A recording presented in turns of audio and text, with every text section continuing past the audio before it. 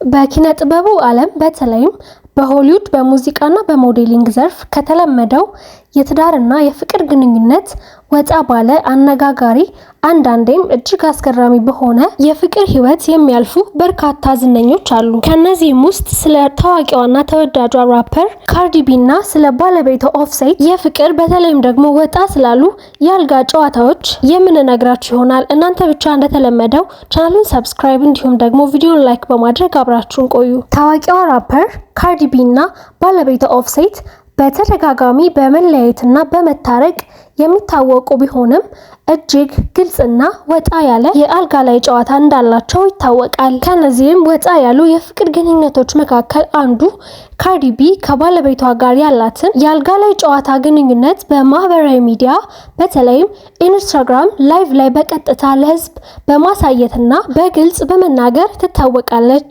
ፍቅራቸውን ለመግለጽ የየራሳቸውን ስም ሚስጥራዊ በሆኑ የሰውነት ክፍሎቻቸው ላይ በመነቀስና ይፋዊ የሙዚቃ ቪዲዮዎቻቸው ላይ የአልጋ ላይ ጨዋታ ድርጊቶችን በግልጽ በመተወንም ይታወቃሉ። እነዚህ ዝነኞች የሚመሩት የፍቅር ህይወት በተለምዶ ማህበረሰቡ ከሚቀበለው የአንድ ለአንድና የተረጋጋ የትዳር ህይወት ወጣ ያለ ሲሆን አብዛኛው ጊዜ በሀብታቸው በነፃነታቸውና በኪነ ጥበብ ስብዕናቸው ምክንያት የሚፈጥሩት የራሳቸው ዓለም ነው። የራፐሮቹ ካርዲ ቢና ኦፍሴት የፍቅርና የአልጋ ላይ ጨዋታ ህይወት በሆሊውድ ውስጥ ካሉ ጥንዶች ሁሉ እጅግ ግልጽ፣ አነጋጋሪና ከተለመደው ማህበራዊ ስርዓት ወጣ ያለ በመሆኑ ይታወቃል። ሁለቱ እንደ ኢሮፒያን አቆጣጠር በ2017 በሚስጥር ከተጋቡ ጀምሮ በተደጋጋሚ በመለያየት በፍች ጥያቄና መልሶ በመታረቅ ውስጥ ቢያልፉም የአልጋ ላይ ጨዋታ ህይወታቸው ግን ሁልጊዜም ለህዝብ ይፋ ከማድረግ ወደ ኋላ አላሉም። የእነዚህ ጥንዶች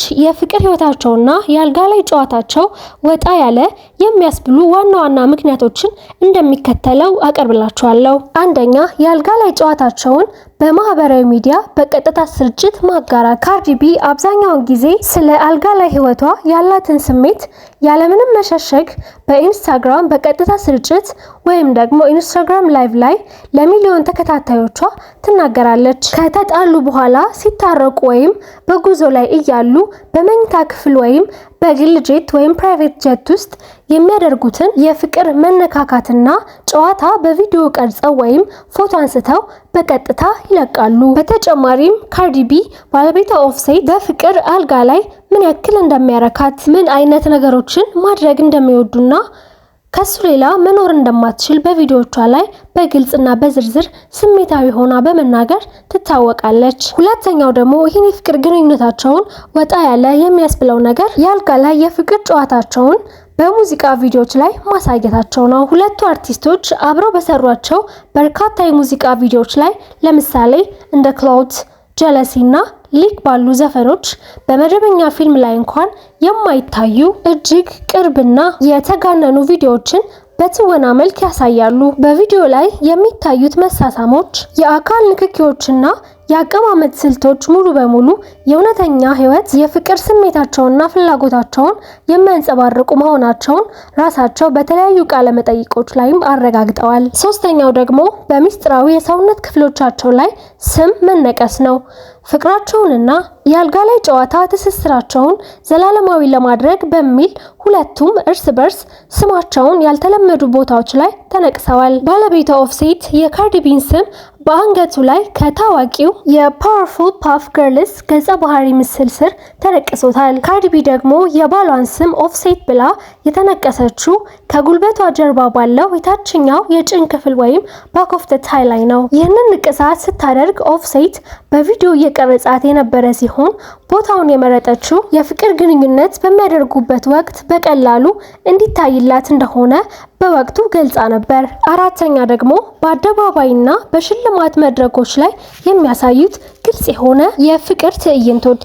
በሆሊውድ የሽልማት ስነ ስርዓት እንደ ግራሚ አዋርድስ፣ ቢልቦርድ ሚውዚክ እንደነዚህ አይነት አዋርዶች ላይ በቀይ ምንጣፍ ወይም ሬድ ካርፔት ሲጓዙ ካሜራዎች እያዩቸው ከተለመደው አሳሳም ውጪ ምላሳቸውን በማውጣትና የሰውነት ክፍሎቻቸውን በግልጽ በመያዝ የፎቶግራፍ ባለሙያዎችን ያስደነግጣሉ።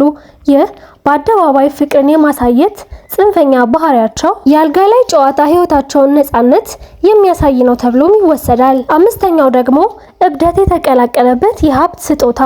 የነሱ የፍቅርና የአልጋ ላይ ጨዋታ ስሜት ከገንዘብ ጋርም የተያያዘ ነው። ካርዲ ቢ በአንድ ወቅት ለባሏ $500,000 ማለትም $500,000 በጥሬ ገንዘብ በፍሪጅ ውስጥ አስቀምጣ በስጦታ ሰጥታዋለች።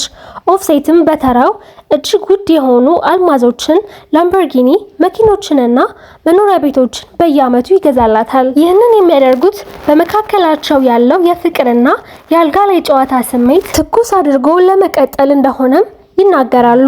የካርዲ ቢና የባለቤቷ ኦፍሴት ህይወት ወጣ ያለ የሚሆነው የአልጋ ላይ ጨዋታን እንደ ትልቅ በሚስጥር መያዝ ያለበት ነገር ሳይሆን ልክ እንደ ሙዚቃዎቻቸው ሁሉ በነፃነት ለዓለም መታየት ያለበት የህይወታቸው አንዱ ክፍል አድርገው ስለሚወስዱት ነው። እናንተስ ቤተሰቦቻችን ስለነዚህ ስለ ሁለቱ ተወዳጅና ታዋቂ ራፐሮች ምን ትላላችሁ? የአልጋ ላይ ጨዋታ እንደዚህ በአደባባይ በይፋ መጋለጥ አለበት ወይስ ሚስጥር ሆኖ መቆየት አለበት ብላችሁ ታስባላችሁ? ሀሳባችሁን ኮሜንት ላይ አስቀምጡልኝ። እንዲሁም ደግሞ በቀጣይ ስለማን የፍቅር ህይወት እንዲሰራላችሁ ትፈልጋላችሁ?